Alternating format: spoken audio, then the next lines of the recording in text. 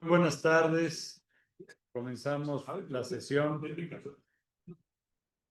Es una sesión muy especial porque está la coordinación de ética aquí con el compañero Felipe. Estamos también Pablo, yo soy subcoordinador.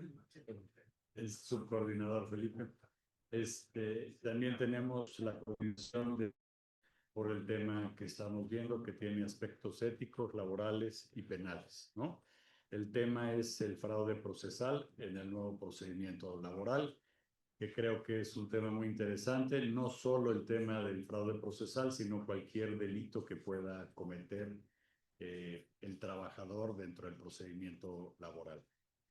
De la misma forma, antes de entrar en tema, les quisiera convocar a que el que tenga algún nominado para el Premio Nacional de Jurisprudencia, por favor, háganoslo saber en el chat de la barra, indicando cuáles son sus virtudes y lo que sea. Tenemos hasta el final de mes si queremos proponer a alguien.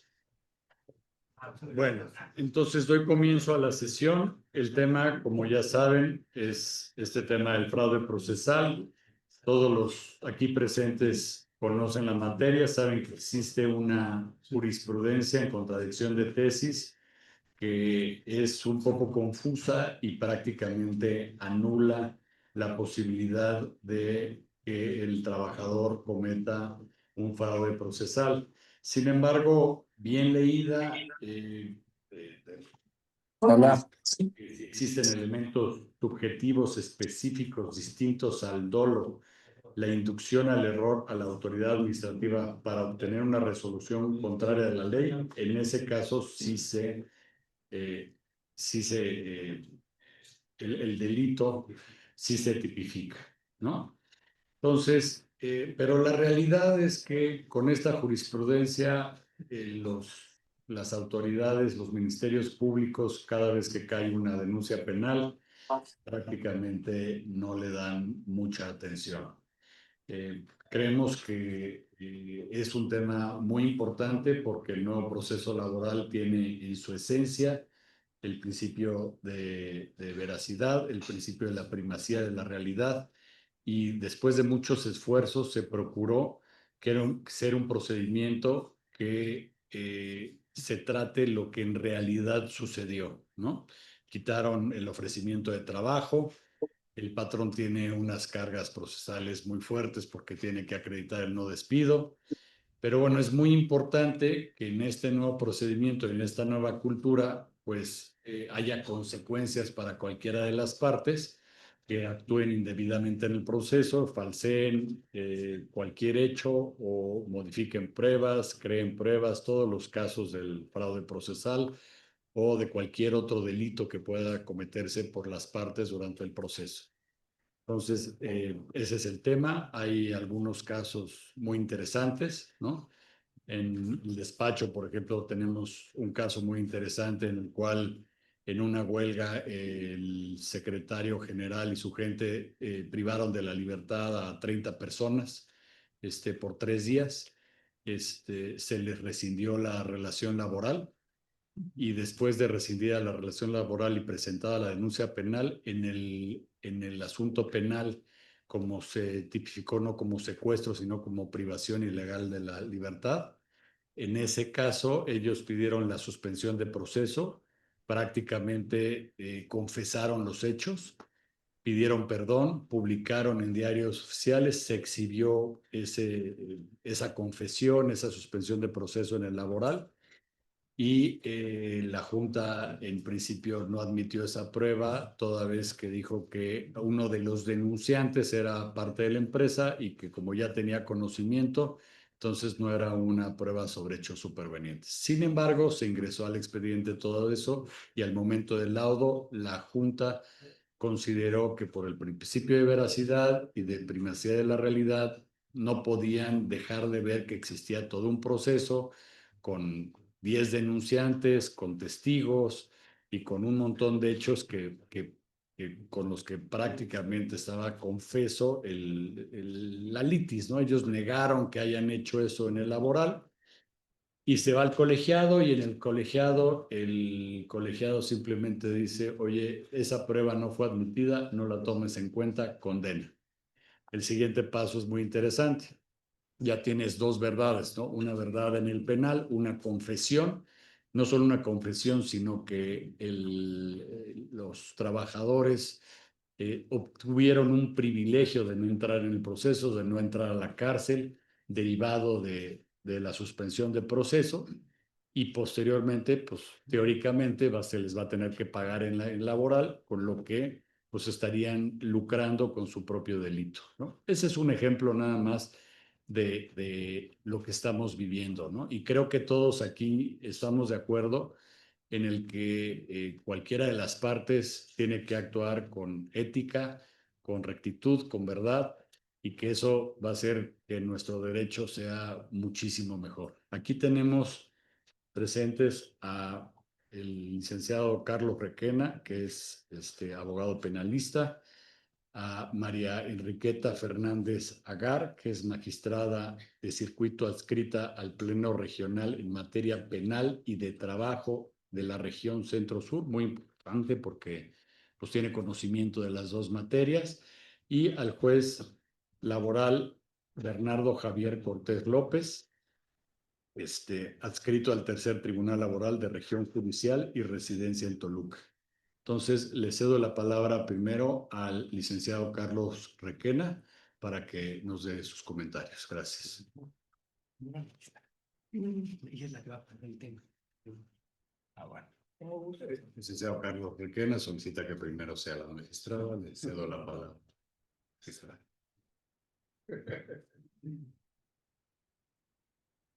Buenas tardes, no respondo si luego ya no hay tiempo de que él hable. Bueno, en primer lugar quiero agradecer la invitación. Es la primera vez que estoy en este foro, en este espacio con la barra. Y me parece muy importante que también ustedes se abran a escuchar cómo vemos nosotros los asuntos desde la Judicatura Federal.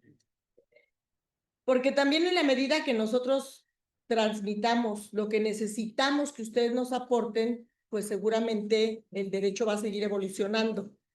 Más allá de las juntas de desconciliación y arbitraje. El derecho laboral lo conozco desde que era estudiante. Ya llovió. Y no tenía grandes cambios positivos hasta hace poco. O era la idea. El derecho laboral tiene una característica, es un derecho mentiroso. Y el que miente mejor es el que gana. Ustedes contextualicen el concepto, pero eso es lo que yo tengo. Si yo encuentro un trabajador que falsea cuándo entró a trabajar, qué labores desempeñaron, cuánto ganaba, que lo corrieron cuando no es cierto, pues tengo puras mentiras. Y entonces llega el patrón que en vez de defenderse de esas mentiras dice, ni lo conozco. Y entonces se van generando con esas actitudes deshonestas de ambas partes, necesariamente criterios que luego, cuando no le conviene a una de las partes, pues tratan de revertirlo. Y entonces es ahí donde se encuentran con que ya existe una jurisprudencia que no saben cuál fue su origen. Qué bárbaros estos ministros que no vieron esto, y qué bárbaros los magistrados que no vieron lo otro. O a lo mejor vimos todo y buscamos unas tablas, que quede tablas. Yo traigo una cantidad de tranzas, ay, ¿no cómo era, Claudio? Que he visto, o que me han contado, o que he vivido, o que he tenido que resolver. Les quiero anticipar que antes de formar parte de la judicatura, yo litigué muchos años en varias materias.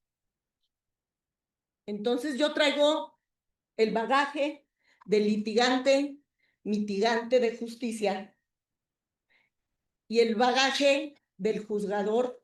Y la vida me permitió estar en el pleno donde hacemos las funciones que en cierta medida hacen los ministros, que es hacer jurisprudencias.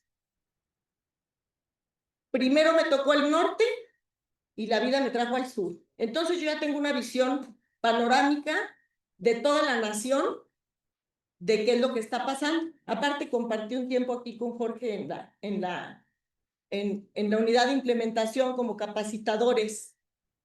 Y pues me tocó ir a muchos lados del país. Como magistrada, estoy en un tribunal laboral en el tercer circuito, que es un circuito complicado, pero ahorita estoy presidiendo el pleno en materias penales de trabajo de la región Centro-Sur, donde los criterios que emitimos, ahora sí que como les decía, les guste o no, pues, digo que les guste o no, porque también hay magistrados que dicen, ¿tú por qué? Tú no me tienes que decir, tú eres magistrado igual que yo. Sí, nada más que jerárquicamente todos somos magistrados de circuito, pero a unos los ponen en un tribunal de apelación y tiene que obedecer al de amparo, y no deja de ser un magistrado que tiene que obedecer a otro magistrado. En el pleno pasa lo mismo, lo comento porque hay muchas dudas de la obligatoriedad de y más de tribunales que denunciaron contradicción de criterios entre el pleno y ellos, y no me obligas. Y si yo hubiera sido otra y no estuviéramos todos puntos ya corridos o casi corridos, pues a lo mejor le hubiera dado vista al consejo para que lo corrieran más pronto. Pero, pues, él denuncia su contradicción y la corte le dice, no puedes sostenerle competencia a tu superior, principio general de derecho. Bueno, parece que se acabó el asunto, al menos ese pleito. Sí les quiero comentar que ha sido una labor muy interesante escuchar a las partes, y me ha tocado dos. Hoy tuve sesión y nos presentaron un amicus curiae, yo supongo que todos saben, y el que lo presenta dice, oye, retira el asunto para que lo veas bien, porque el que está bien es el que no va a ganar, porque nuestros proyectos son públicos, se publican una semana antes, ustedes tienen acceso a verlos. Pero también nos tocó uno que no le convenía y dijo, oye, ya me vengo a desistir, que ya no quiero la contradicción. No, pues si no es tu gusto, no es al contentillo, ya la denunciaste, a ver qué curso tiene. Igual a la persona que hoy nos presentó un amicus curiae. También tenemos una jurisprudencia, es una tesis aislada, que dice que si tú eres parte, pues eres parte, no eres amigo. Entonces tú no puedes venir a presentar un amicus curiae si eres parte. Pues presenta tus alegatos como parte si quieres, pero no como amicus curiae. Y es así como puedo decir que se va formando la jurisprudencia, y a veces puede ser que después de que yo resolví un asunto, escucho a un litigante en los zapatos del litigante y a lo mejor ya no pienso igual. Entonces quiero que este foro sirva para invitarlos a que se acerquen a los tribunales, porque yo he resuelto miles, y no me quedo corta, miles de asuntos, y no he recibido más de 100 litigantes en 20 años. Acérquense. Si sabemos oír, y si no sabemos oír, oblíguenlos a que oigan, oblíguenos a escucharnos. El derecho no se ve igual de aquel lado que de este. Usted va tras la chuleta y yo tengo mi quincena segura, para empezar. Pero además no es lo mismo pedir que dar. Los invito a eso. Ahora voy a pasar a los fraudes, y como nada me dijeron que somos 2 horas para los 3, y yo podría llevarme 2 días contándoles lo que sé. Voy a irme rápido, y si alguien quiere que me detenga en un tema, con mucho gusto lo puedo hacer. Traigo un acordeón porque no podría traerme los expedientes. Un acordeón. Ay, eso. Sí, no, no. Bueno, Cambio de concepto. pero eso ya me legitima, ¿no? ¿No? Ya son legales. Ya son legales. Bueno, traigo unas breves notas. Ahí les va. Se fijan cómo es lo mismo, pero lo dices de otra manera. Mi imparcialidad está a prueba. O ya está, digamos, a prueba de balas. Está aprobado. A prueba de balas. Lo que yo me encontraba cuando yo empezaba a litigar chamaquilla era que cuando iban, que ya les iba yo a ganar el asunto, me disolvían la junta. Sí se la saben, ¿verdad? 100 pesos, ni siquiera más, y ya se iba uno de los 3 representantes, y entonces el presidente, pues, no estaba, o el del trabajo, pues pues no hay audiencia, niña, vente otro día dentro de unos 6 meses. Esa es otra. La otra, bueno, había testigos que se ofrecían allá afuera para alquilados. Me llegó 3 veces el mismo, hasta que le dije, oiga, no mienta, usted no es empleado, usted es escritor. Me dice, yo, ¿no es el autor del libro El Manual del Buen Testigo? Porque lo veo por todos lados, testificando.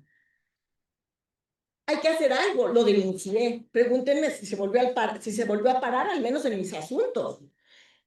La negación del despido, la negación de la relación de trabajo, el ofrecimiento fraudulento del trabajo que luego no se puede cumplir, la alteración de las cantidades que percibía cuando le pagan por afuerita de la nómina, sin seguro social, la reversión de la carga de la prueba, que qué bueno, una buena tesis esa que dijo, oye, si te están pidiendo indemnización, no puedes valorar el ofrecimiento del trabajo, me parece una tesis buena. Y entonces llegan los colegiados y tenemos un problema. Aplica desde ahorita, desde ayer, desde cuándo, a futuro, y ahí surgen las nuevas contradicciones, porque la condición para que no haya una retroactividad en la jurisprudencia es que no existe un criterio que se esté abandonando. Y entonces habría que ver cada caso. Y en el colegiado donde yo integraba de número, así se le dice, pues decidimos que no era retroactiva y le empezamos a aplicar. No hay una reversión de la carga de la prueba. A ver qué traes. Pues no trae nada. Y luego una tesis que generó otro tipo de fraudes inmensos, no me dejarán mentir, muy sencillos, con poca lana, sin acordeón. La tesis que dice que si le falta la firma al laudo, hay que amparar parejito. Y entonces yo no, estoy dramatizando. Entonces llegas a la junta y pues das una lana para que se les olvide la firma. Y entonces ya se ve el amparo, que se tarda 2 años porque tenemos mucho trabajo, y luego amparas para que lo firmen. Y ya lo vuelven a presentar exactamente el mismo amparo, exactamente contra el mismo laudo, y entonces sale otra tesis todavía más complicada, que dice que cualquier firma que falte. No, bueno, ya verían ustedes copias, no hay firma, reponer procedimiento. Yo llegué al colegiado y les dije, yo no firmo eso, porque para que una violación procesal así me diga la corte que se actualiza, hay otra jurisprudencia de la corte que me dice que tiene que trascender al resultado del fallo. Y entonces no me puedo quedar con una sola tesis. Consejo, concatenen más de una. Esta se actualiza, pero no trasciende, yo voto en contra. Jalisco le dio por legislar y entonces sacaron una tesis en materia burocrática local que dice que aunque la ley no contempla que hay que hacer alegatos, hay que hacerlos, son importantes. Repusieron miles de laudos para que les dieran 3 días de alegatos y volvieran a dictar el mismo laudo y volvieran a promover el mismo amparo y dentro de 2 años les dijeran que son inoperables o algo así. Entonces yo volví a concatenar esa tesis y les dije, no presentó alegatos, nomás demuestran en qué trascendió al laudo. Entonces es un criterio que está vigente, pero yo encontré la manera de no aplicarlo porque no cumple todos los requisitos de las violaciones procesales. Ahora, ustedes traen aquí una tesis, ahorita en la premisa estábamos viendo algunas tesis, ahí les va, qué es lo que genera las tesis que luego ustedes no captan su origen. Se celebraban convenios, se alegaban renuncias de derecho. Era un convenio de recién que llegó de magistrada, donde le habían pagado 500,000 pesos al empleado, con todos los requisitos, pero luego demandó que había renuncia de derechos. Y bien legalista la Junta, pues dice sí, porque fíjate que en vez de 12 días por año te dieron 10, y entonces se anula el convenio. ¿Saben cuántas nulidades de convenio tenía la Corte cuando decía que sí podía anularse? Miles, millones. ¿Y qué pasaba? que tampoco había una regla general de las nulidades, que es que las partes se restituyen las proporcionales que han recibido, las prestaciones que han recibido. Y en ese asunto le debían al señor como 100,000 pesos, pero como era nulo, pues él demandó de nuevo todo, y entonces ya le debían como 1,000,000 de pesos, y los 500 que había recibido, pues es que el convenio era nulo. Y yo decía, pero ya se los gastó, pues que los devuelva, que se los resten o algo. Y entonces es ahí donde ustedes pueden ver cómo van surgiendo las tesis, muchas veces derivadas de grandes fraudes avalados y auspiciados por los abogados litigantes. El litigio estratégico es lo mismo. Yo pregunté cuando la tesis de que se puede fumar marihuana, ¿cómo habían acreditado el interés jurídico? Se lo pregunté al ministro Pardo en un congreso y me contestó, mira, Enriqueta, qué buena pregunta, yo voté en contra, pero no lo analizaron. Ah, y entonces, ¿cómo dieron por bueno que alguien fuma marihuana y que le es bien pagada porque es pero no puede comprarla ni echarla? Y entonces, ¿qué?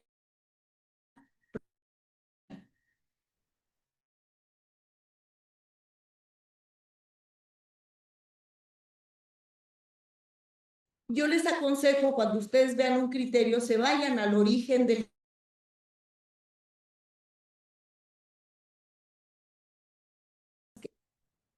Pueden encontrar muchas de las respuestas que yo veo que tienen. Si las tesis fueran tan claras, no había 3 millones de tesis y miles de contradicciones por resolverse. Entonces, las tesis no son tan claras como a veces el que las hace o los que las hacemos pensamos. Ahora, también hay muchos casos de seguridad social que han generado un gran fraude al gobierno mexicano. Hay despachos que se dedican exclusivamente a esas demandas.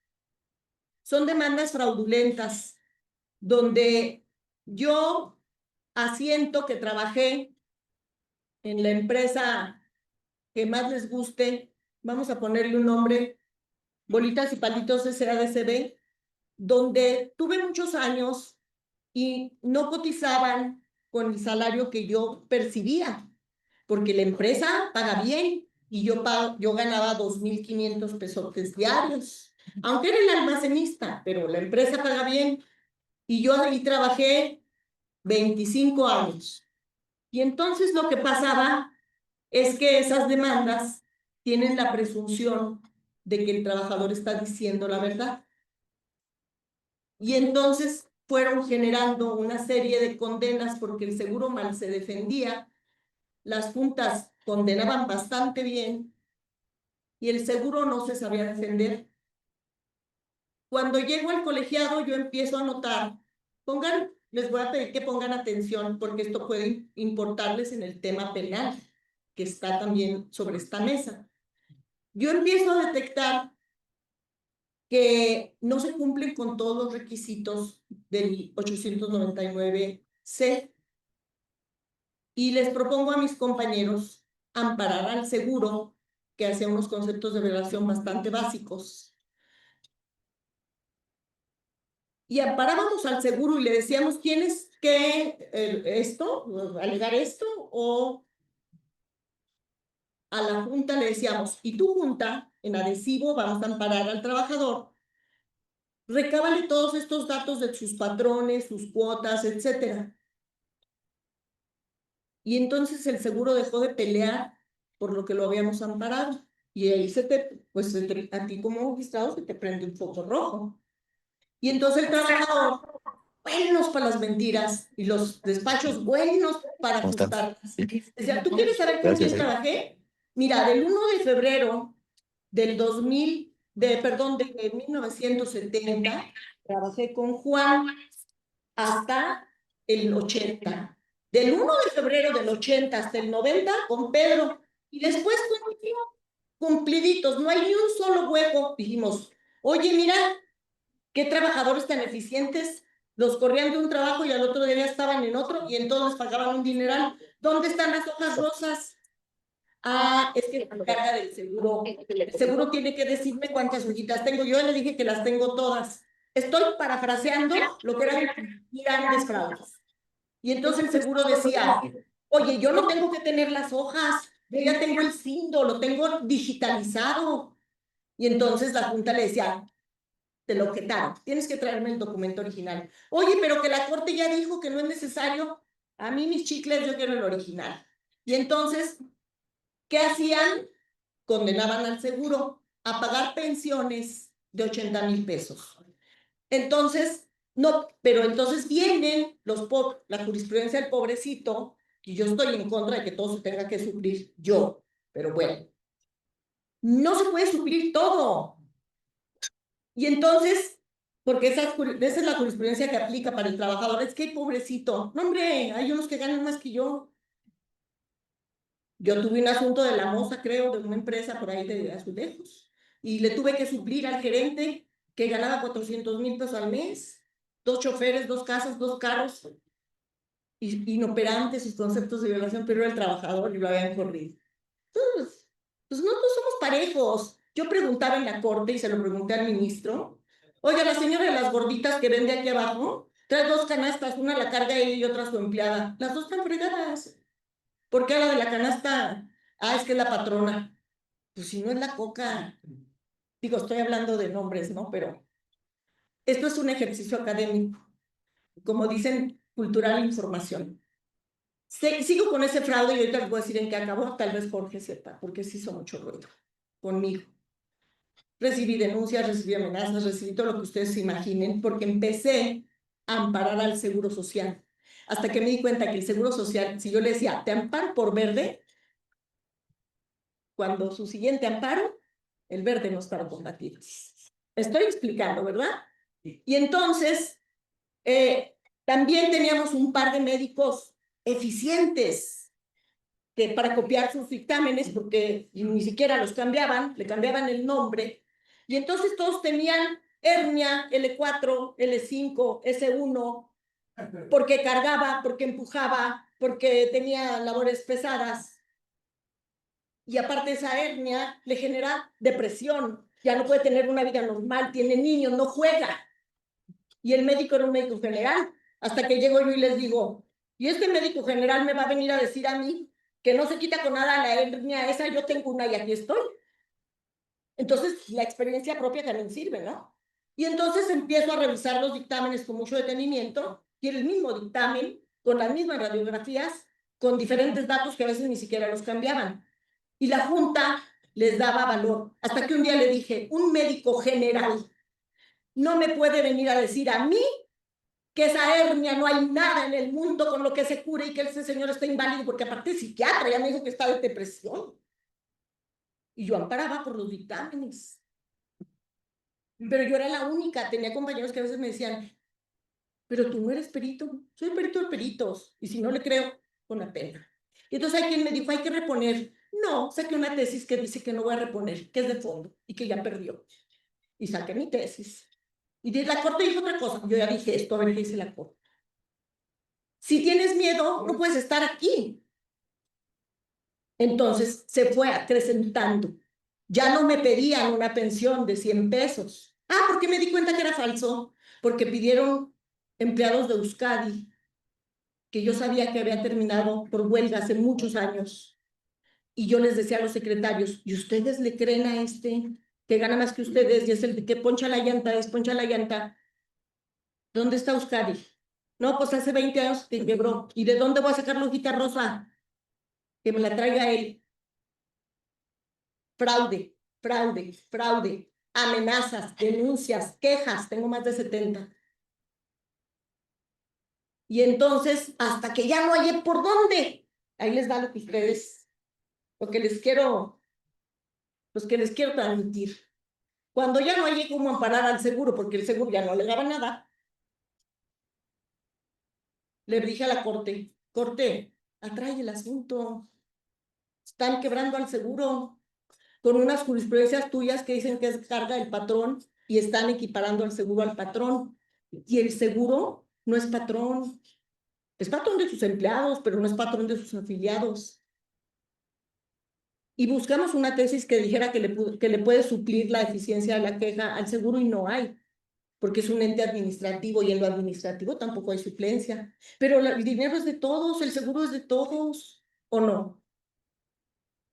Porque yo puedo tener ahorita mi seguro gastos médicos, pero quién sabe si el día de mañana me tengan que llevar al seguro social. Mis empleados, mis amigos, etcétera. Es una institución nacional. Pues la Corte lo primero que me dijo fue: no hay nada que atraerle a tu asunto porque todo está resuelto en la jurisprudencia. Y que me arranco la Corte, pues no leyeron.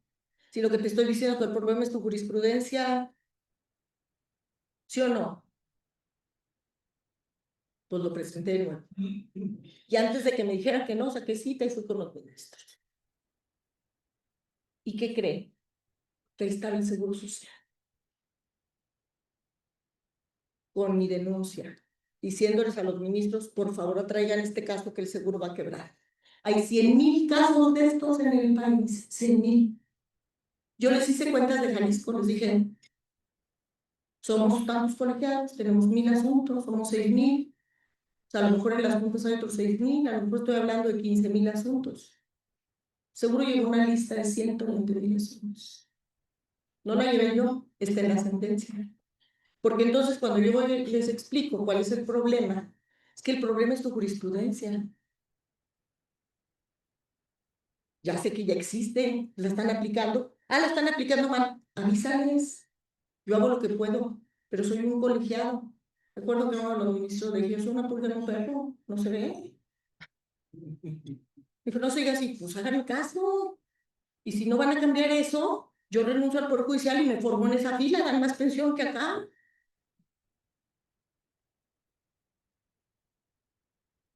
Atrajeron el caso. De ese caso, que no había ni un solo elemento, al menos para un colegiado, donde pudiéramos asirnos, la Corte sacó un montón de jurisprudencias y habló del fraude procesal.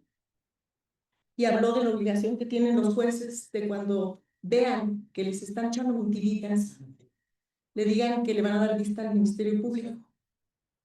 Les voy a contar, a mí me tenían cierto resquemor en Jalisco porque yo por muchas cosas daba vista al Ministerio Público.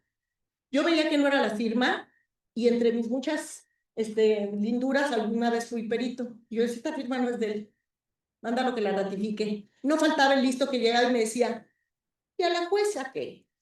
Mientras yo diga que no es mi firma, que sí es mi firma, y la mandé peritar y me denunciaron a mí. Y la Corte después sacó una tesis que dijo: el juez, por supuesto, que puede mandar peritar las firmas. Una vez un notario, sexto sentido, llega un quejoso en silla de ruedas, más para allá del mundo que del mío, o sea, me explico, ya estaba muy bien, muy malito el hombre. Y le puse una fianza de 150,000 pesos y depositó el billete. Pues los juicios de amparo se tardan. Y un buen día me presentan un escrito del señor diciendo: entrégale el dinero de la fianza a mi abogado. Y yo vi la firma y dije: que la venga a ratificar. No me acuerdo que el señor le estaba muy malito. Y en vez de llevarme la firma, digo, en vez de llevar al señor a ratificar, me mandó un escrito de un notario.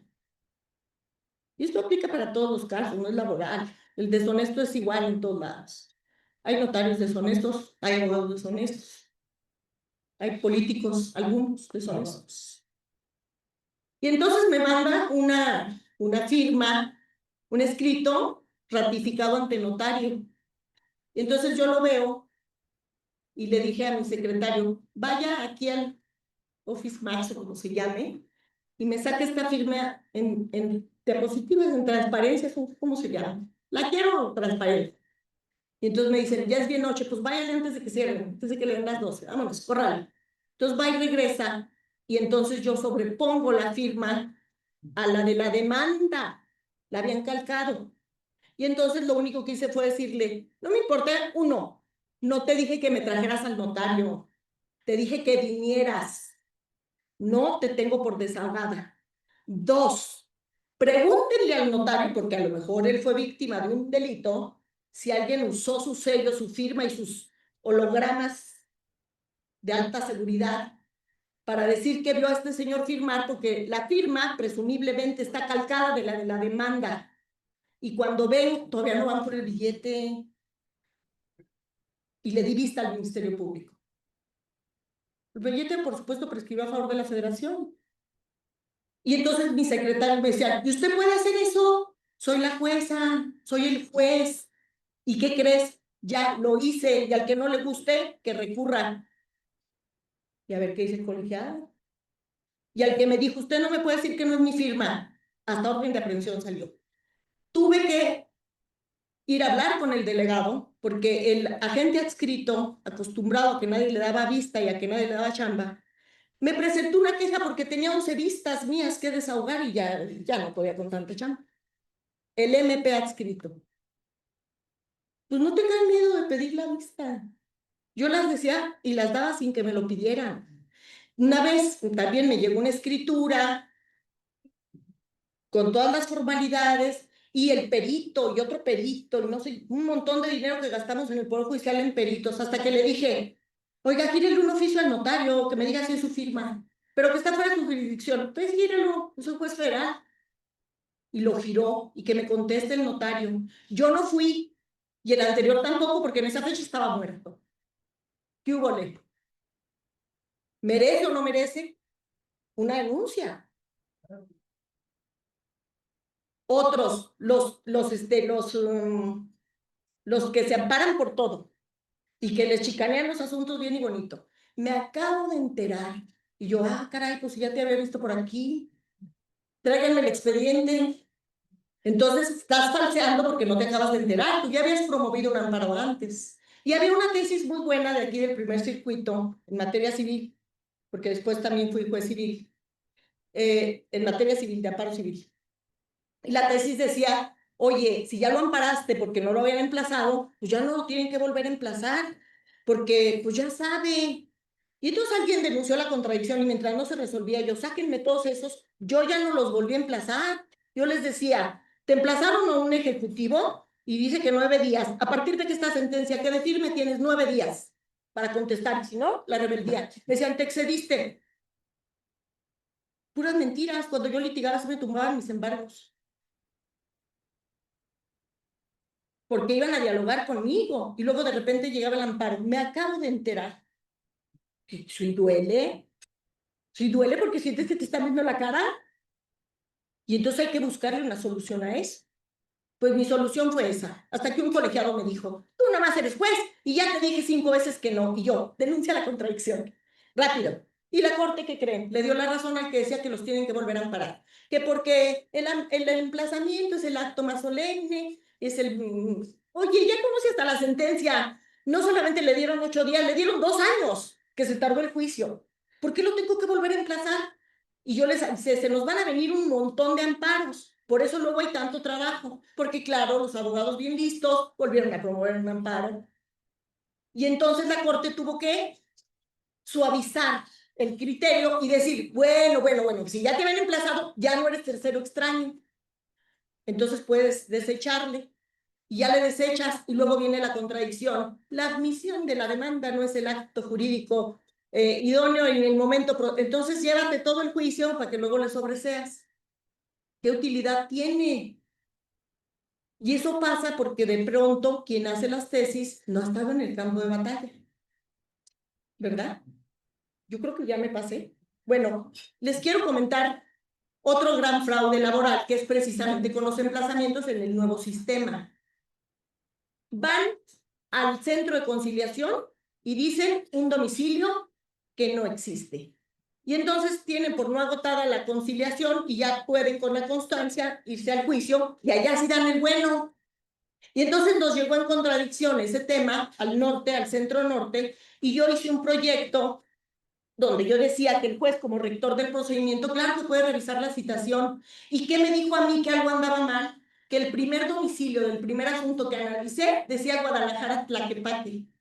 Esa ciudad no existe, son 2 ciudades diferentes. Guadalajara, Tlaquepaque no existe.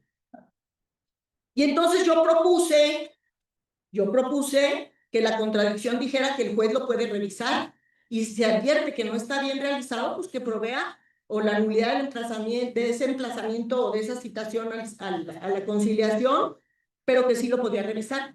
Pues mis compañeros me mayoritearon y el proyecto salió con el voto mío en contra y ellos dijeron que el juez no puede revisar nada de lo que haga el centro de conciliación, pero mi voto me quedó muy bonito y ahora ya es jurisprudencia, porque se denunció la del norte con la del sur y mi voto es ahora la sentencia.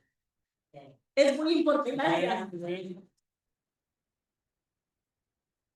Los votos son muy importantes. Échenle un ojito a los votos cuando no sepan para dónde va el asunto. Ahí les va otro, que también ya es jurisprudencia y era el voto del que era mi jefe. Es laboral.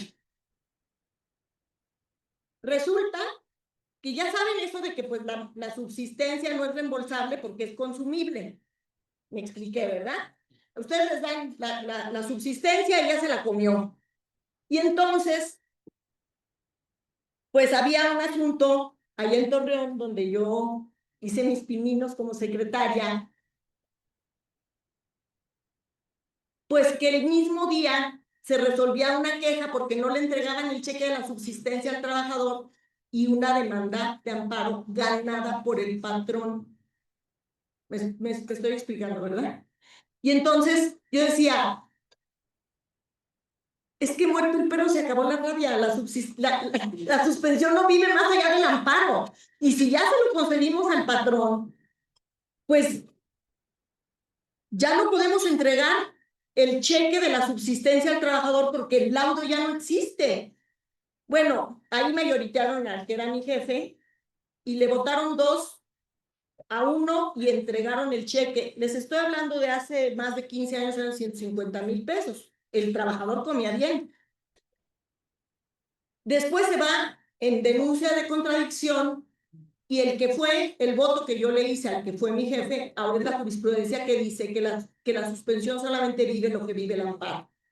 Lo dice bonito, lo dice jurídico, pero al final del día era lo mismo que yo les decía, ¿verdad? Esa es una tranza que también se hace con los emplazamientos al aire. Y también saqué un criterio ya como magistrada. Ahí les va. Yo gano 2 millones de pesos al mes y demando al compañero. Es que todos ganan bien. Todos ganan bien. Y demando al compañero. Y el compañero no contesta. Y entonces ven rebeldía. Y entonces, imagínense si el sueldo es de 2 millones de pesos al mes, ¿de cuánto es la subsistencia? Y se va el patrón al amparo y le dicen, no vamos a ejecutar, es una fábrica, no vamos a detener la ejecución hasta que tú consignes el pago de la subsistencia. Y se va en queja. ¿Y qué creen que resolvimos en el colegiado? Bueno, hay una tesis que dice que la subsistencia se tiene que pagar con el salario que está condenado. ¿Verdad que sí? Pues en el juzgado, en el colegiado dijimos, está subyúdice, ya no digo el salario, el emplazamiento. El emplazamiento puede tumbar todo, hasta el salario. Entonces, este es un caso de excepción a esa tesis y entonces te voy a conceder la subsistencia sobre el salario mínimo, porque que al cabo, y yo no lo dije, lo dijo el Ejecutivo en la Comisión de Salarios Mínimos, que con el salario mínimo comes, te diviertes, te educas, te paseas. Pues eso dijo, yo no lo dije, y sacamos una tesis. Aisladas y aplicables en ese momento en Jalisco, pero finalmente una tesis que resuelve un problema. Es otro fraude, y otro también, los trabajadores por honorarios, como los abogados, tuve un asunto tal cual, que era un abogado de una gran empresa de aquí, nacional. Iba a decir el nombre, pero no, porque no sé si aquí esté el apoderado. Y entonces el abogado, pues era un abogado como muchos de nosotros cuando litigamos por honorarios que te hacen tu contrato y bla, bla, bla. Entonces él demandaba que ganaba 1,5 millones de pesos al mes. Les hablo de hace 15 años que empezó el pleito. Y entonces, en primera instancia, lo absuelven y le dicen, no, tú no había la subordinación. Pero le faltaban unas pruebas al trabajador y malamente, lo ampararon. Oye, si estoy viendo que es un contrato de prestación de servicios, ¿qué más me da la inspección que no se realizó para ver si había puerta o escaleras donde él dice que trabajaba? No trabajaba, pero lo ampararon. Yo todavía no llegaba al colegiado. Y entonces la Junta, que a veces no sabe leer los amparos. Es que, miren, no es broma, pero la Junta nos pasaba que amparábamos y la Junta decía, lo quieren al revés, voltean. Y luego regresaban, no era al revés, híjole, bueno, otra vez. Bueno, así pasó 4 veces, hasta que el asunto cae en mi ponencia y yo reviso y digo, no era empleado, pero la condena iba como en 50 millones. Y entonces me dicen, pero él se va a quejar. Pues también se va a quejar el otro. O sea, en un asunto uno pierde y otro gana y los dos se quejan. Necesariamente no ganas todo lo que obtienes. Entonces amparamos a la empresa y entonces se nos vino el problema con el trabajador. Fue amenazarnos. Pero después de ver, fíjense cómo terminó este caso. Yo no estaba, era en la pandemia, le tocó recibirlo a uno de mis compañeros y entonces lo único que me dijo fue que después de desahogarse y amenazar, claro, eran muchos millones, dijo, es que me lo hubieran dicho desde un principio, ¿para qué me traen a vuelta y vuelta durante tanto año? Pues qué fácil. Él sabía que iba a perder, pero no jugando que iba a ganar. Y cuando por fin pierde, lo único que dijo fue, es que me hubieran dicho desde un principio. Bueno, estos son los fraudes del IMSS. Les quiero decir que el IMSS despidió a varios directivos por esos fraudes. El monto de esos fraudes ascendía, ¿quieren oír?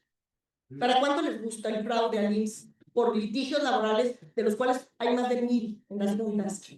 Litigios por los cuales, no, yo creo más, ¿verdad, Jorge? Hay muchísimos. Bueno, litigios laborales por los cuales se proyectaron y abrieron 40 juzgados, no se abrieron en Monterrey, porque el foco estaba en Monterrey.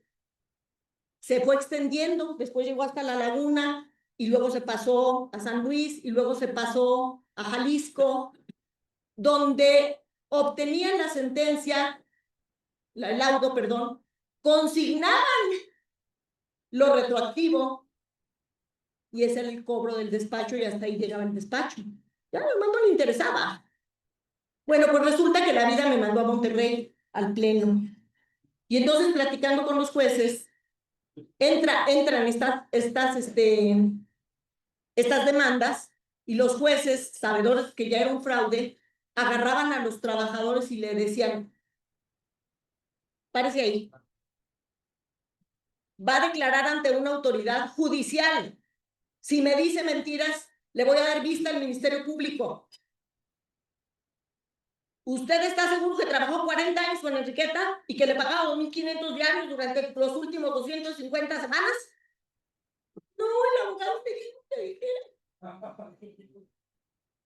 De los 40 juzgados que se iban a abrir, se abrieron 12, porque con las jurisprudencias que se emitieron de esa facultad de atracción, pues ya le tuvieron miedo, porque la misma corte dijo, y si ves un fraude, dale vista al MP. Ahí es donde pienso que esa tesis pudiera estar superada. Hay un delito, dale vista al Ministerio Público. Bueno, les voy a leer más o menos las tesis. Tengo muchos casos, como los que van y piden la pensión, que cotizaron así, ya más de 50 como yo, cotizaron los dos regímenes y van y piden la del régimen 97, se las niegan, retiran los fondos y luego van y con las 500 cotizadas piden la pensión de la primera ley, de la ley del 73, y algunos jueces las están concediendo. Ya no hay fondos para la pensión, ya los retiraron, es un delito. Bueno, hay opiniones divididas, yo esperaría que llegue al pleno y que se resuelva en ese sentido. Hay muchos datos falsos. La concubina que reclama la pensión sin decir que el señor estaba casado. tuvimos casos en el pleno, resolvimos que, bueno, si la señora ya cobraba y al seguro nadie le dijo que estaba casado, pues el seguro tampoco lo va a averiguar, o al revés, si tenía una concubina y la esposa ya estaba divorciada y no presentó la anotación de que estaba divorciada, el seguro, ¿cómo va a saber? Entonces estaban resolviendo que el seguro les tenía que pagar a las dos. Y entonces llegó con nosotros y nosotros dijimos, le va a pagar a la que tenga el derecho, y si la primera cometió un delito, la que está ahorita no le va a pagar el seguro 10 años atrasados. Tendrá expedito su derecho para denunciar a la gandalla de que denunció primero. Y así salió el asunto. Les voy a leer los rubros rápido de las tesis para que se den cuenta como con un asunto donde en un colegiado normal no hallábamos cómo amparar, agarramos la causa de pedir. La Corte dijo que sigue vigente la tesis de la cuarta época de que el actor tiene que probar su acción y no al revés, no que el seguro tenga que probar que primero su excepción. Y se emitieron muchas tesis, al final fueron 5 asuntos los que se atrajeron. La 33 del 23 de la segunda sala dice amparo directo en materia laboral. Cuando de las actuaciones se advierta la realización de alguna conducta constitutiva de delito, se deberá dar vista al Ministerio Público Federal para que actúe en consecuencia. Conflictos individuales de seguridad social, esta es la 36.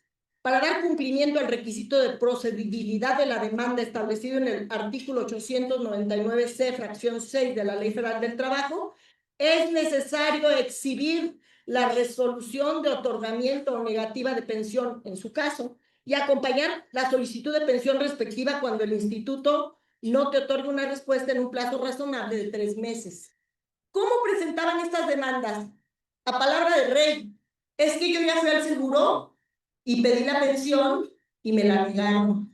Y entonces el colegiado decía, la Junta de Control ya cumplió con el requisito de procedibilidad. Y yo le decía, ¿y dónde la pidió? ¿En la farmacia? O sea, llegó a la farmacia, se formó y dijo, oye, vengo por mi pensión. Le dijeron, ahorita no hay.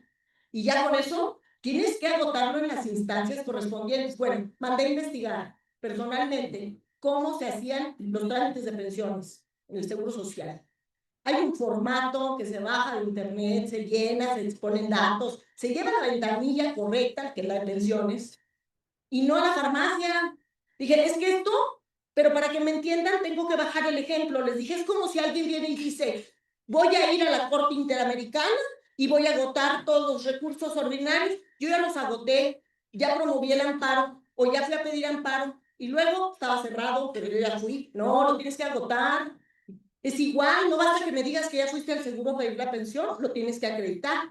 Pues sacó una tesis la Corte y como el problema seguía, después faltó otra que dijo, mira, si no me traes el papelito, no procede tu acción. Ni siquiera te la tengo que admitir. Y si no se va al amparo en adhesivo o en principal, tu colegiado no puedes amparar por eso. No procede la acción. Ayer todavía pregunté cuántos juicios de estos se han evitado y me dijeron que más de 100,000 con la sola vista al MP. ¿Qué creen que me encontré en Monterrey? Yo le puse el pension truck porque iba un camioncito por las calles ofreciendo la pensión. Los juntaban en una plaza, les pedían la credencial de elector y pedían la pensión. Y les daban la pensión. Toda la primera parte que ganaban, ya sea subsistencia o pago de retroactivo, era del abogado. No les digo cómo vive. La casa del senador se queda corta. Me explico. Aquí el tema es atajarlo de raíz.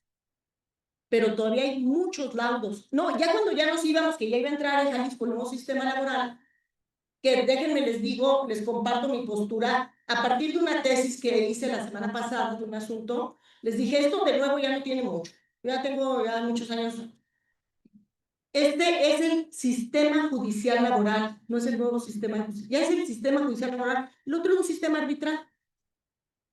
Con que así le digan, podrán ir evolucionando, porque ya de nuevo ya está viejo. Bueno, se ahorraron muchos juicios, pero quedaron muchos pendientes porque al final era como colectivo. 20 personas venían, los 20 habían trabajado con el mismo, los 20 ganaban lo mismo y a los 20 les daban la pensión, ya sea porque tenían la vértebra L5 y L4 fracturada y no podían jugar con el nieto y estaban deprimidos y no les permitía llevar una vida normal, o porque el patrón nunca cotizó. Y entonces ahí en la corte me preguntaron, ¿pero por qué no nos dan la pensión el seguro? Y hubo un compañero, 2 compañeras, me dijeron, pues mira, yo no sé de dónde vengas, pero aquí en Monterrey pagamos bien. Pagamos bien. Y luego, pues es que si dice que era el jefe del departamento y le pagaba 1,000 pesos, está bien. ¿Tú cuánto le pagas a tu muchacha? 500. Pues ya ves, aquí ganan bien, por eso sí les creemos. Es que, perdóname, no se trata de cuánto le pagas, se trata, si la tienes en el seguro, la tienes en el seguro con esos 500 desde hace 20 años, se trata de cuánto cotizas. Ya se retiró. Pero bueno, pues entonces hay que ir a explicar a veces con bolitas. También hay algo que el consejo a veces no veía, que era si tú tienes una expertise en una materia y de pronto te cambian a otra. Pues claro que si no has estado tienes una curva de aprendizaje, nos gusta y sea quien sea, pues por ejemplo, si te cambian de Yucatán a Jalisco, las leyes locales no son las mismas. Dame chance de leerlas, no, tienes que sesionar mañana. Ah, caray, espérame tantito. Eso también hay que procurar que no suceda, porque no podemos ser todólogos, aunque algunos, como venimos de un mundo, digan, es que tú tienes que saber de todo. Mira, yo tengo que saber de todo y te sé entender de todo, pero de ahí a que me sepa todas las leyes del país, que aparte ahora cambian cada tercer viernes, ¿verdad? Entonces, ese tema, ese fraude tan mayúsculo, generaba un costo de 23,000 millones de pesos anuales. 23,000 millones de pesos anuales al Seguro Social. Quiero decirles que Luis Alcalde, cuando era secretaria del Trabajo, publicó un post felicitando a la Corte por esas tesis y sacó un post que debe estar por ahí en Instagram todavía, donde dijo, no caigan, son un fraude. No caigan con estas pensiones. Entonces imagínense, pues obviamente el camioncito que se me fue el primer día, me dediqué a buscarlo hasta que lo volví a encontrar, me tomé videos y los mandé a la corte. Ya, eso es lo que ustedes podrían hacer cuando vean algo que no esté bien. Gracias. Gracias.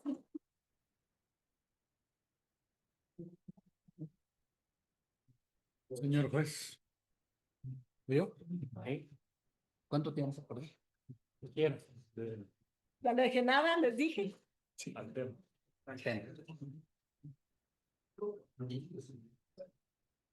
Bueno, pues muy buenas tardes a todos y a todas.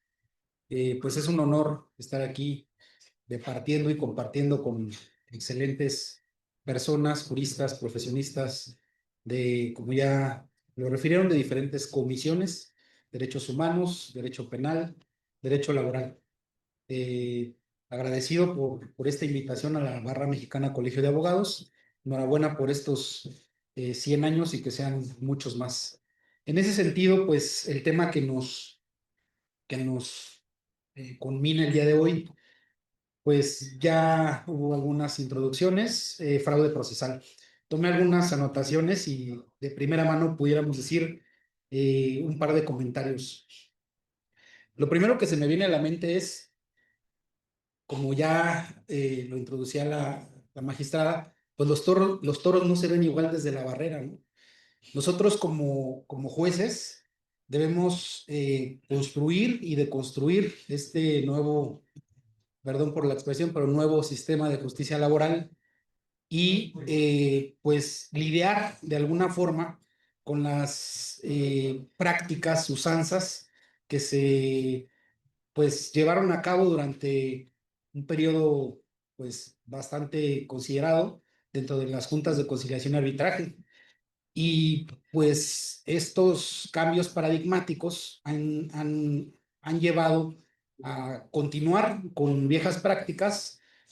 Ya refirió algunas la magistrada, muchas de ellas nocivas para el procedimiento, y empezar a emitir a golpe de sentencias, pues nuevos pronunciamientos que después son revisados por los tribunales de constitucionalidad, y ellos son quienes pues establecen estos criterios vinculantes en algunos casos o con carácter orientador pues que nos sirven a nosotros como jueces para empezar a resolver pues las vivencias o las situaciones que día a día se nos presentan y que si bien es cierto el derecho laboral pues suele ser pues digamos como que abarca ciertas cuestiones muy específicas. También tenemos el viejo, el nuevo, el novedoso y el que va a salir después, ¿no? Entonces, cuando vamos lidiando con un procedimiento, pues ya se presenta otra realidad y la tenemos que atajar. Y muchas veces no tenemos como jueces el tiempo para reflexionar. Ya después podemos ver la audiencia o podemos ver la sentencia y decir, híjole, me faltó esto, me faltó ver aquel criterio, o hubiera hecho esto, hubiera hecho el otro sin mayor detenimiento. A veces tenemos los plazos previstos en la ley muy acotados y pues debemos de actuar con lo que tenemos a mano. En ese sentido, señalar algo que venía reflexionando y es esta gran, pues digamos, lucha que se presenta en la implementación de este nuevo sistema de justicia laboral y otros sistemas de justicia, desde luego, que tienen que ver con una contravención entre el principialismo y el legalismo. En las resoluciones que emiten los tribunales colegiados, pues a veces nosotros nos apegamos, por decir, a un principio de primacía de la realidad, ¿no? Pero el tribunal colegiado nos dice, no omitas observar la estricta aplicación de la norma, ¿no? Y esto llevado digamos, a un escenario del día a día, de audiencias, de desahogo de testimoniales, de variación de los hechos entre la demanda y la confesional, pues de pronto se vuelve un poco complejo aterrizar todas esas circunstancias y emitir una resolución, sí considerando los principios rectores previstos en el artículo 685, pero además, pues aplicando la legalidad y la estricta aplicación de la norma. Eso me parece que es un trance que estamos atravesando y que desde luego pues seguirá dando algunas muestras, ¿no? Me preguntaba también ahorita, cuando comentaba la magistrada sobre la jurisprudencia, carácter vinculante, carácter orientador, pues qué va a pasar, ¿no? Aquí hay muchísimos expertos y vamos a ver con la desaparición de las salas de la Corte, pues probablemente irá, ¿no? La otrora primera sala, como dicen ahora los criterios, la otrora cuarta sala, ¿no? La otrora primera sala, no, yo la verdad es que tengo pues mucha incertidumbre de saber lo que va a pasar y cuáles son de estos criterios van a permanecer vigentes, cuál va a ser la vigencia y desde luego que ya han ido aterrizando o permitiendo la operación un poco más fluida pues del nuevo sistema, ¿no? Al principio muchos criterios sobre pluralidad de demandados, que después fueron poco a poco ya adentrándose a temas más duros, más procesales, ¿no? Que digo, la demanda pues no deja de ser procesal, pero primero me parece que se abordaron temas competenciales, temas de facultades del tribunal, y ya pues ahorita vamos llegando apenas al tema de pruebas, al tema de algunas situaciones ya más de las fases escritas, de la fase oral. Concretamente, y yendo ya un poco más al tema y de manera muy puntual, no me gustaría meterme con jurisprudencias porque desde luego, pues yo soy el que puedo aplicarlas interpretando la ley y como una fuente formal o algunos precedentes judiciales. Concretamente, lo novedoso en el procedimiento laboral, en este nuevo sistema de justicia laboral, pues como ya todos bien lo saben, la incorporación de los artículos 48 y 48 bis, ¿no? Actuaciones notoriamente improcedentes, ¿no? Y un catálogo extenso, el cual puede derivar incluso en la aplicación de vista al Ministerio Público para la dilación de los procedimientos, pero esta vista pues sería en contra de los funcionarios judiciales. Entonces, no me queda muy claro quién tendría que hacer esta vista, si el propio juez decir al Ministerio Público te doy vista por la dilación que tuve yo o que tuvo alguno funcionarios judiciales, o propiamente tendría que ser el Consejo de la Judicatura, o bien algún otro, eh, eh, no sé quién tendría que dar esa vista. En ese sentido, o probablemente un juez de distrito, o probablemente un tribunal colegiado. Como saben, existen dentro de la ley algunas vistas más previstas, como pudiera ser la responsabilidad de los encargados directivos de operación y supervisión de los trabajos desarrollados en minas que dolosa y negligentemente omitan implementar medidas de seguridad. Más adelante tenemos ya en la vía procesal que el tribunal de oficio hará la denuncia correspondiente ante el Ministerio Público competente sobre la desaparición de expedientes, ¿no? Lo que conocemos como la reposición de autos. En ese sentido, pues creo que ya hay un tramo recorrido y no hay mayor novedad, ¿no? Simplemente ante la desaparición de un expediente, afortunadamente en el Poder Judicial del Estado de México tenemos un expediente electrónico, no tenemos un expediente físico y pues no nos vemos inmersos en este tipo de situaciones. Más adelante, la propia ley establece en el artículo 730, cuando los hechos que motiven la imposición de una corrección disciplinaria puedan constituir la comisión de un delito, el tribunal levantará un acta circunstanciada y la turnará al Ministerio Público. ¿Cuáles son estas correcciones disciplinarias?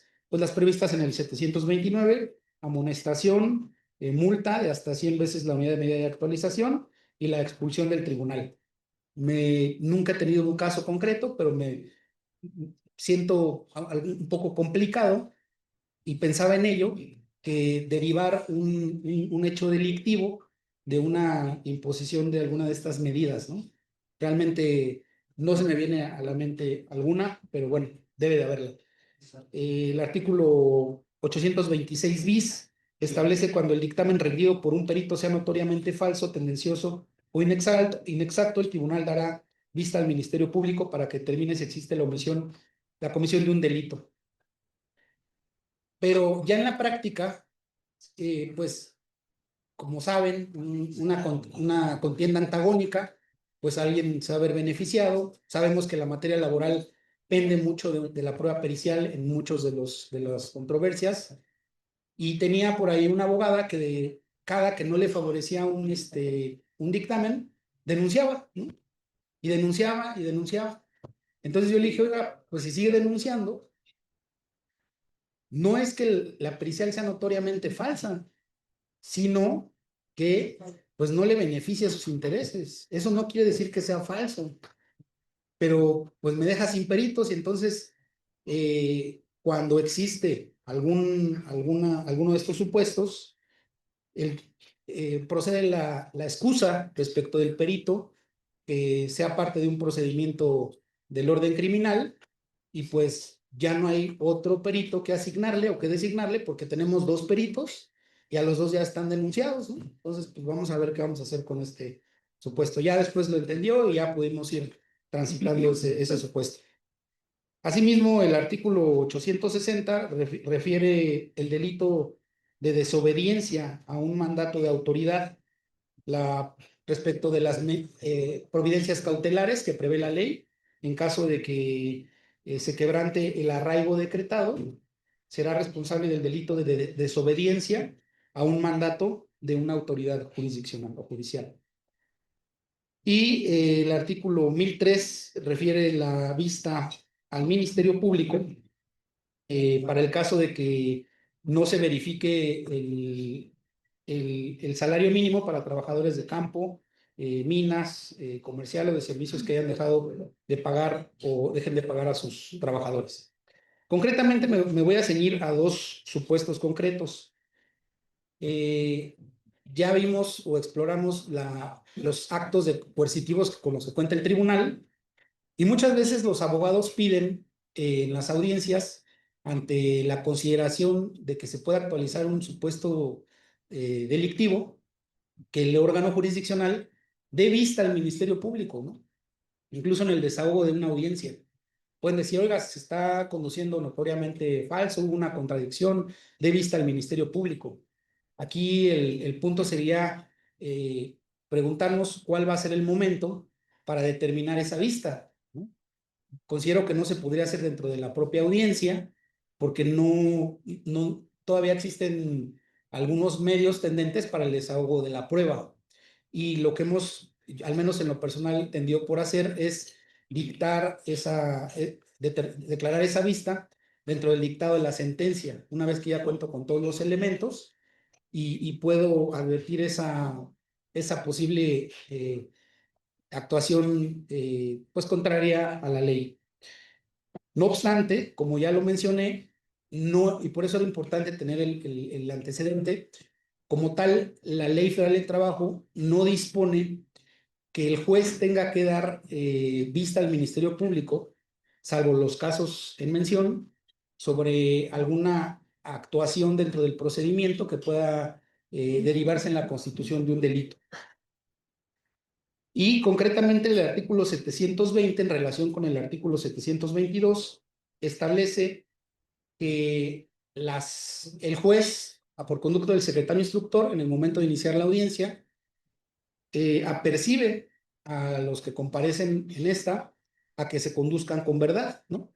Apercibidos que en caso de no hacerlo o de incurrir en falsedad, pues podrán incurrir en alguno de los delitos previstos en el Código Penal, concretamente en el Código Penal del Estado de México, 156 y 165, y en su caso, en el ámbito federal, pues también se lleva a cabo este apercibimiento, pero desde luego con fundamento en los artículos atinentes al Código Penal Federal. Y la Ley Federal del Trabajo establece que ese apercibimiento no se realizará a los peritos en derecho. Quiere decir esto que este apercibimiento no debe realizarse pues, a los abogados, ¿no? Entonces, dejando fuera a los abogados, que considero son peritos en la materia, pues quienes deben protestar el cargo son los peritos en algún arte, ciencia, que llevan a cabo algún estudio pericial, o bien a quienes intervienen dentro de la audiencia, probablemente en calidad de testigos, confesantes o en alguna otra diligencia de carácter judicial. No obstante, la ley penal establece una excepción en una de las hipótesis de que no entra dentro de ese supuesto los peritos, de lo cual ya nos podrá abordar el especialista en la materia, porque hay un apartado específico para estos funcionarios judiciales. Entonces se lleva a cabo el apercibimiento y pues lo que ahí ocurre muchas veces, muy probablemente sean mentiras, ¿no? Como bien ya lo comentaba la magistrada. Testigos aleccionados, abogados que regañan al demandado, al actor, perdón, por no haber declarado lo que él le había dicho, abiertamente regañándolo, llamándole la atención, golpeteando la mesa. Y pues eso me parece que deja evidente, ¿no? Que la confesión era totalmente aleccionada y que ya está realmente apartándose de las pretensiones sugeridas por el propio apoderado legal. Me gustaría, para terminar, referirme a algunos supuestos concretos. No tenía el tiempo, pero si ya lo agoté. Ustedes indíquenme, por favor, y continuamos. Algunos ejemplos que, bueno, en relación al tema de los artículos referidos por el Código Penal del Estado, tenemos el falso testimonio, previsto en el artículo 156, de lo cual me parece que ya ampliará también el esquema el abogado, y el fraude procesal, concretamente, quien simule actos jurídicos, un acto o escrito judicial, altere condiciones de trabajo, altere elementos de prueba o escritos oficiales y los presente o exhiba en procedimientos judiciales. Estos ejemplos que yo traigo, el primero de ellos fue de un abogado que, pues por viejas prácticas, la demanda, como saben, el artículo 692 para acreditar la designación de apoderado, establece como requisito de procedibilidad que puede ser a través de un testimonio notarial o de una carta poder. Pues el abogado se aventaba las pruebas de las firmas de los testigos, y de esto me informa o me hace del conocimiento la oficial de partes. Dice, mire, este juez, aquí son los mismos testigos de la carta poder, pero confirma con garabatos distintos. Pareciera algo menor, pareciera un requisito de procedibilidad, algo que no trasciende, ¿no? Pero es un requisito indispensable, porque de ello deriva la personería de quien comparece. Y si la demanda está presentada por conducto del apoderado, pues más, ¿no?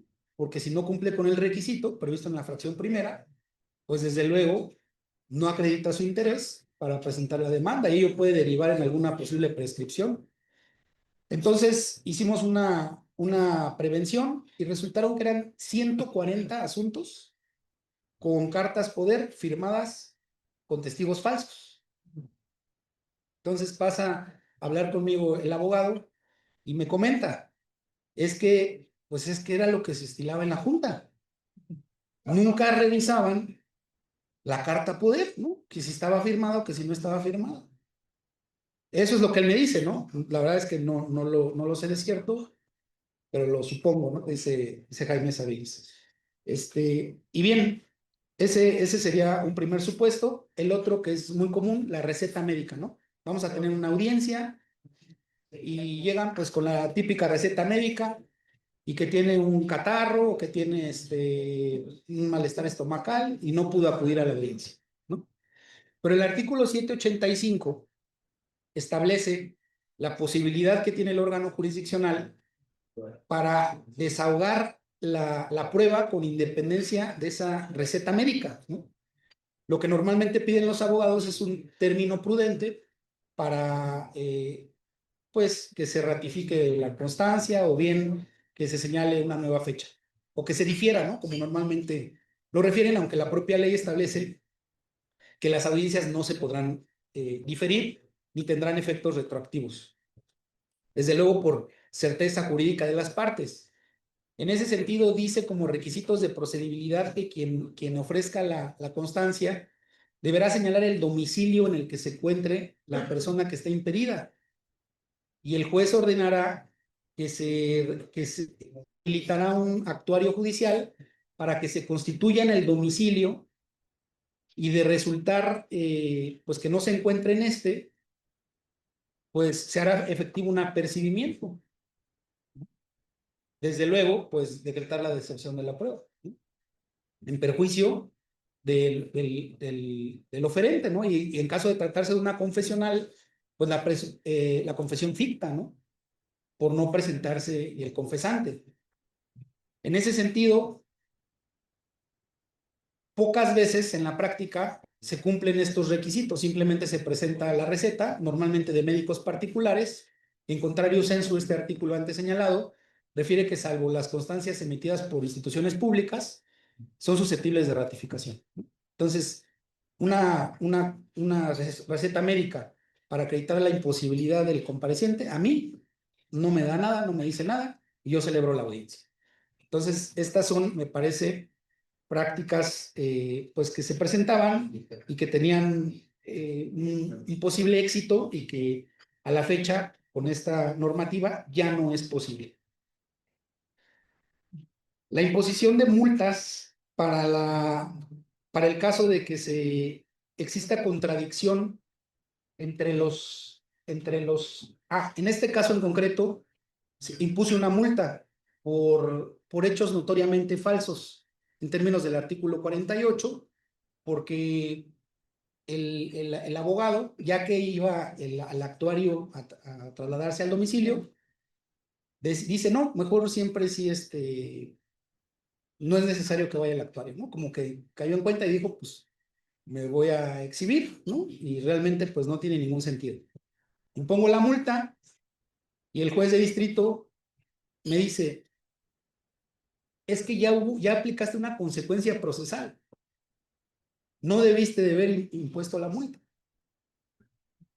Entonces, eso también se vuelve en un tryout para nosotros, porque no solamente debemos de soportar nuestras determinaciones, sino también, a pesar de que tengamos el dispositivo para aplicarlo, no siempre es calificado de legal o se califica la legalidad del acto de autoridad por un tribunal de control o un tribunal constitucional, ¿no? Entonces, pero sí me parece que es un llamado de atención o es un llamado a misa, ¿no? Y válgame la expresión, para quien lo hace y a la segunda vez pues ya lo va a pensar en tal vez no hacerlo.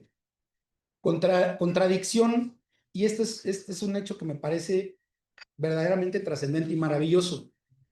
Contradicción y que ocurre día a día. Yo navego todos los días bajo un principio que no hay falsedad que soporte, hasta donde yo lo he vivido en 5 años, una audiencia oral, ¿no? Algo va a aparecer por ahí, algo va a votar por ahí, algo va a salir por ahí, un testigo, un confesante, el propio trabajador, tal vez que imponga la propia sala de audiencias, la toma de protesta, de la moral, no sé qué ocurra, pero siempre pasa algo, ¿no? Las cámaras o el pánico escénico, siempre pasa algo, aunque como bien lo comentaba la magistrada, también hay verdaderos artistas testigos, ¿no? Que es evidente que no estuvieron ahí, pero son artistas, o sea, no incurren en un solo error. Y prácticamente, por ahí comenta un colega, vienen de la escuela de actuación y no tendría la menor duda de ello. Pero ¿cómo puede trascender para los efectos del procedimiento una contradicción trascendente entre, por ejemplo, el hecho generador del despido? Oiga, ¿sabe qué? En la demanda, pues yo voy y le digo algo al abogado. Y el abogado tal vez me dice, no, mira, quítale aquí, ponle acá. Y bajo ese viejo paradigma de que el trabajador tiene que acreditar el despido, lo cual es absolutamente falso, ¿sí? Pues se generan testigos, se generan que iba pasando por afuera y se generan muchas situaciones, ¿no? En presencia de 2 o 3 testigos. El 184 releva perfectamente de la carga de la prueba al trabajador de no tener por qué andarse metiendo en esos vericuetos. Pero bueno, ¿qué pasa cuando en el desahogo de la prueba confesional hay una contradicción flagrante, ¿no? Y verdaderamente digo flagrante cuando pues son hechos totalmente distintos lo que se dice en la demanda con lo que se dice en la confesión. En circunstancias de tiempo, modo y lugar totalmente y absolutamente distintas. Ello trasciende para los efectos del procedimiento. Ello deja en estado de indefensión a la parte demandada. Yo considero que sí, ¿no? Porque algún criterio por ahí señalaba que la litis se formaliza con la demanda y contestación y que no trasciende para los efectos el desahogo de la prueba. Pero yo diría, bueno, entonces, ¿qué caso tiene de ser desahogar pruebas, ¿no? Si nos vamos a ceñir a lo que se dijo en la demanda y la contestación. ¿Qué aporte tiene una prueba confesional? Me parece trascendental la inmediación del juez de tener a las partes ahí y preguntar y poder escuchar de viva voz las reacciones corporales, físicas de quien está deponiendo, ¿no? Y esas contradicciones, ¿cómo pueden trascender para los efectos de un posible fraude procesal, ¿no? ¿Cómo pueden pues ser hechos totalmente y diametralmente opuestos? Les comparto lo que me dijo un tribunal colegiado auxiliar. Dice,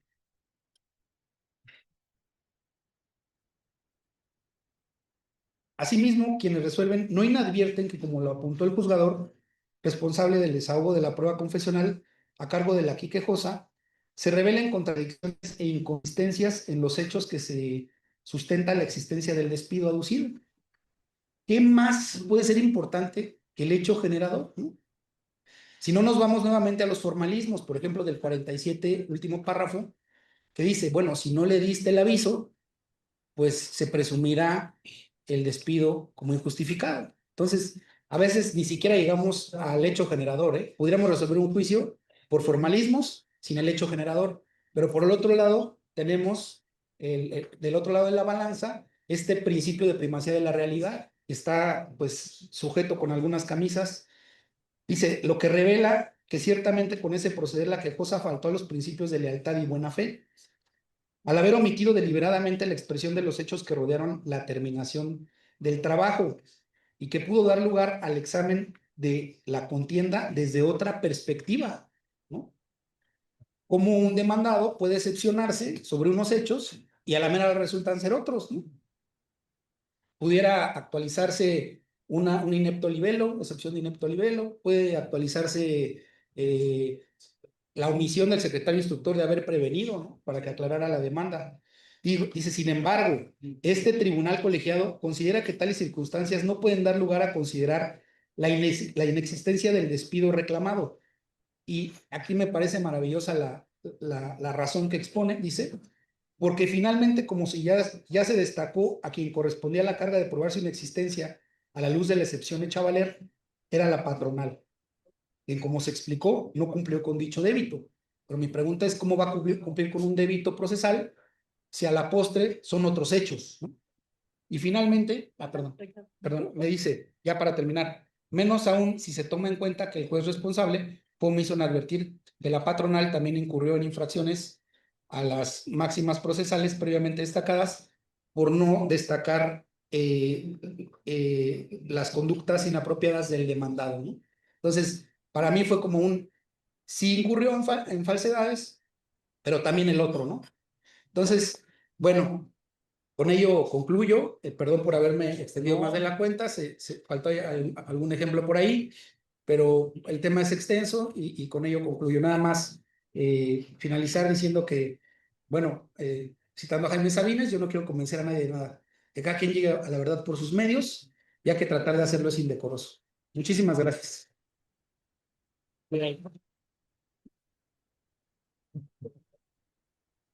Permiso, ver. Bueno, pues muy interesante, gracias, magistrada, gracias, pues. La verdad es que necesitamos una sesión de más bien un programa de 10 sesiones, porque me quedé con muchas inquietudes con la magistrada y con el juez para ver qué puedo yo alcanzar. Tengo 15 minutos, media hora, ¿no? No. Sí, un poquito. Bueno, vamos a compactar. Bueno, Sí.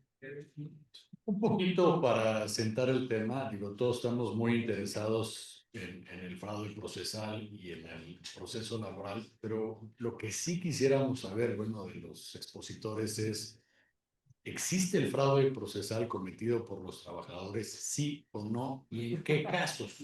¿No? Digo, perdón por tratar de acotar el tema, pero bueno, yo entiendo que los anteriores expositores dijeron que sí. Bueno, ¿en qué casos sí?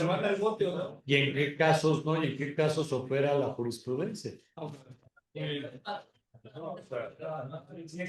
sí, digo, esa es una pregunta interesante. ¿Cuántas veces el patrón, más bien el patrón ha demandado al trabajador? No sé si exista o se pueda o haya validez, ¿no? Pero bueno, pues ahí les va y gracias por la presencia.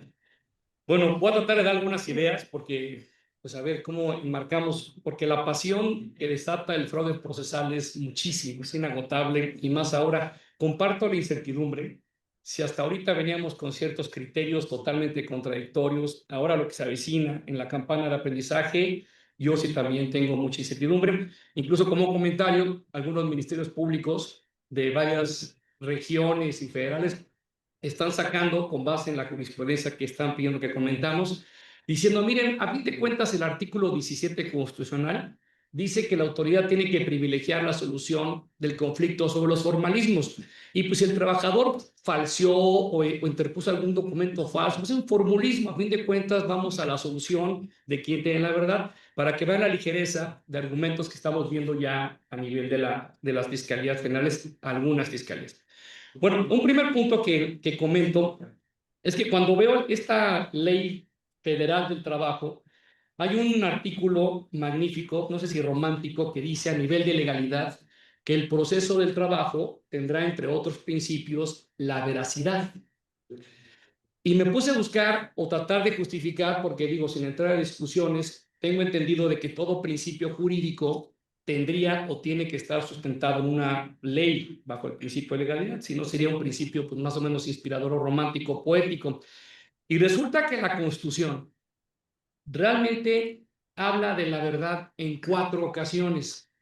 3 de ellas hablando de la protesta de conducirse con verdad respecto de servidores públicos y unas connotaciones.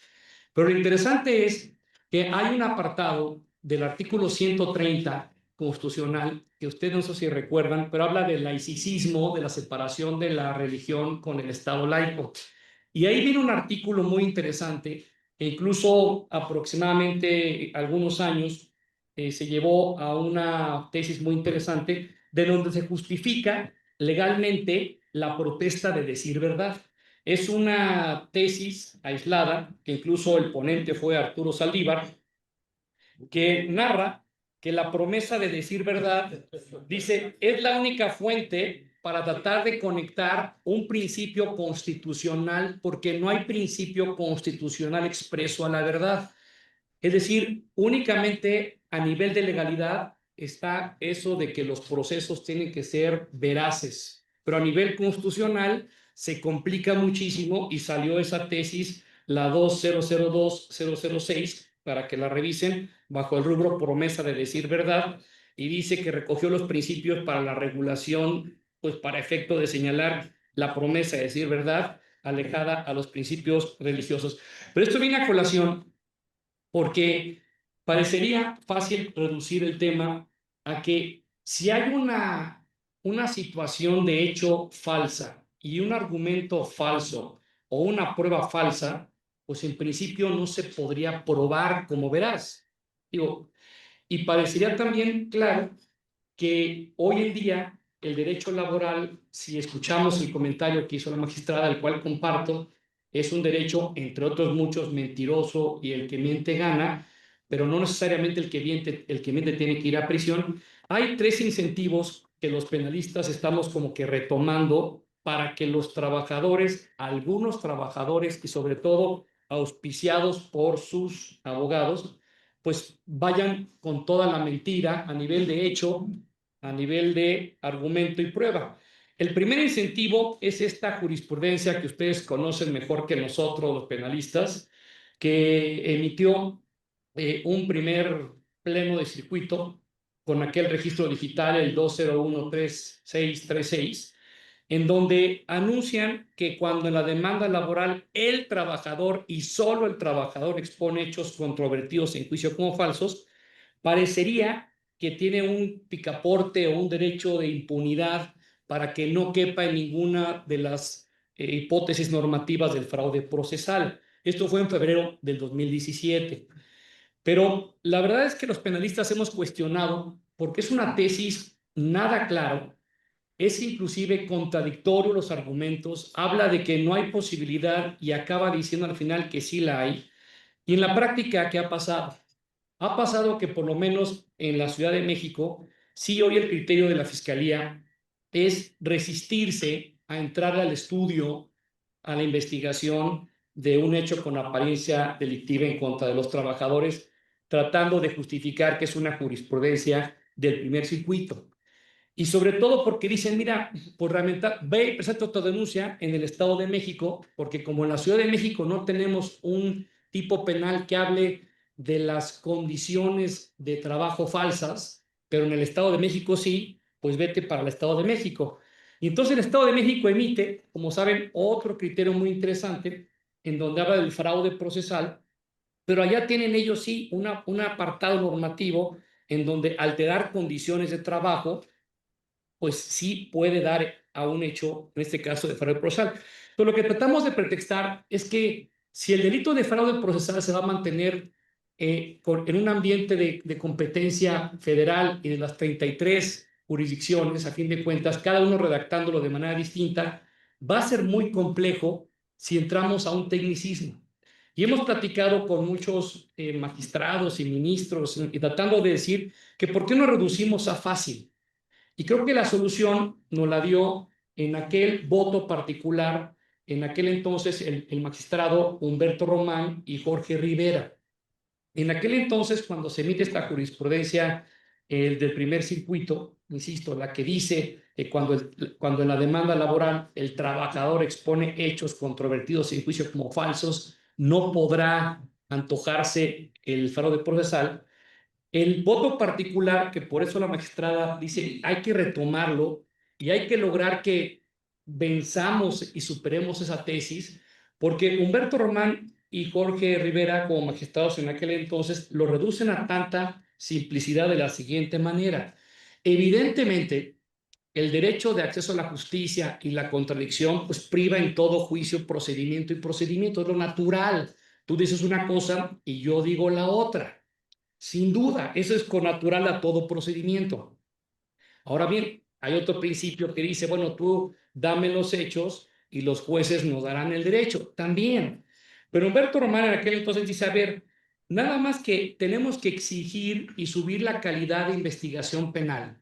Y tenemos que ir, no como lo hizo la jurisprudencia que mencioné, en tratar de abarcar el todo y tratar de generalidades y ambigüedades, sino dice, vamos a abrir que el fraude procesal entre al caso particular, particularísimo de cada asunto. Y ventilemos, ¿no? Porque no es lo mismo, evidentemente, un hecho falso o un fraude, que los penalistas, claro que lo dominamos y ustedes también, a un hecho o un argumento que trae un viso de posible ignorancia o un viso de posible error de apreciación. Y eso se puede y se debe demostrar y es el reto. Es decir, el dolo, esa maquinación que los penalistas con mucha pompa, a veces con demasiado tecnicismo, pues vemos que hay mucha dificultad para acreditar. Pues lo tenemos enunciado en nuestros códigos penales a lo largo y ancho de la República Mexicana. Pero dice Humberto Román, redúzcanlo a más simple, porque sabemos que el dolo es esa capacidad de que conociendo el hecho delictivo, yo me aviento a seguir adelante y previendo como posible resultado delictivo, acepto su realización. Me dice, entonces, quizá más que entrar a disquisiciones, entremos a un hecho donde si la capacidad del proceso laboral entre actor y demandado y con el uso de penalistas a lo largo y ancho del procedimiento demostramos que sí hay un hecho falso, pues no podemos dar un derecho de picaporte a un trabajador. Y ahí viene la contrarréplica. Oigan, es que no estamos hablando de un derecho normal. El derecho de trabajo es un derecho que tiene una carga social muy importante. Ese derecho social que puede equilibrar el desequilibrio y la asimetría entre el trabajador y el patrón. Y decimos sí, pero no encontramos razones jurídicas para que en materia penal haya una excepción de picaporte, pero sí razones políticas. Pero entonces díganlo y atrévanse a decirlo así, porque el otro segundo incentivo que ya nos da la propia pues, jurisprudencia para que algunos trabajadores vayan a mentir con derecho de picaporte es la relativa a la muy reciente jurisprudencia civil que imagino que ya todos conocemos, la contradicción de criterios 393 de 2023 que se acaba de publicar recientemente en 2025, que habla de que en la acción de nulidad de juicio concluido, pues es improcedente para efecto de todos los procedimientos laborales. Es decir, esta muy reciente jurisprudencia dice que como hay una imposibilidad de que se revoquen las resoluciones por parte de las autoridades del trabajo, pues no puede haber, a pesar de que se demuestre que ese proceso fue fraudulento, el proceso laboral, que se demuestre que fue fraudulento por fraude procesal de alguna manera, no puede y no existe en materia del trabajo la acción de nulidad de juicio concluido porque la Ley Federal del Trabajo no lo contempla expresamente.